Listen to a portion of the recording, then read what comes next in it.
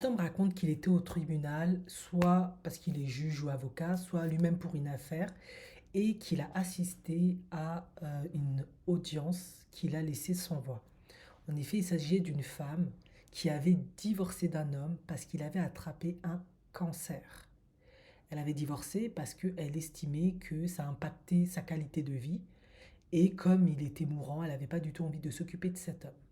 Sauf que cet homme-là, parce qu'il avait une bonne relation avec ses enfants et qu'il ne souhaitait pas que ses enfants, s'ils devaient mourir, aient à payer ses factures médicales, sachant qu'on est aux États-Unis et qu'il n'y a pas souvent de sécurité sociale, du coup ça coûte très très cher de se faire soigner, il avait commencé à payer les factures et il avait contracté une assurance vie, au cas où, de 300 000 $.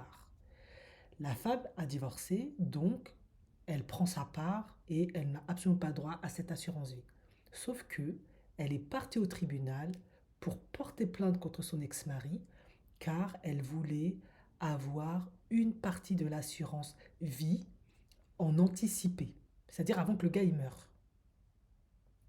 Waouh, c'est bon. Vous allez me dire très certainement, bah, elle avait divorcé de lui, voilà, on s'en fout, elle n'a pas besoin d'avoir des émotions pour lui. Ou vous allez me dire, ben voilà, en effet, ça impacte sa qualité de vie. Bon, je sais pas. Moi, je trouve qu'à un moment donné, il y a un manque d'empathie quelque part. Peu importe ce qui s'est passé entre vous, c'était quand même ton mari. Voilà, on choisit pas d'avoir un cancer. Un cancer, ça vient. On ne l'a pas demandé, on l'a pas choisi. C'est pas drôle pour lui. C'est pas volontairement qu'il veut saboter ta qualité de vie, qu'il veut te pourrir. Et avant même que ça sabote ta qualité de vie, c'est surtout pour les enfants, ils auront plus de père.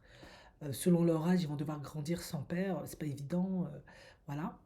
Du coup, je trouve ça profondément un manque d'empathie et je trouve ça profondément égoïste. Après, ça, c'est mon avis. Après, bon, je connais pas cette femme, hein. Je sais pas ce qu'elle a vécu dans son mariage, comment son mari il était avec elle.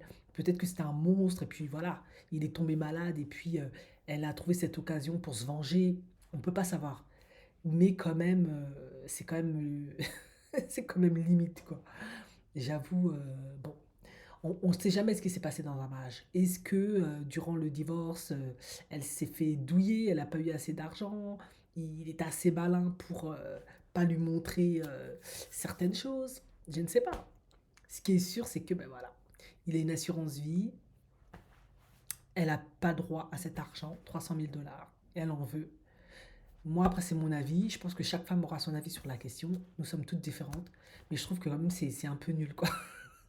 C'est assez flippant, à mon sens.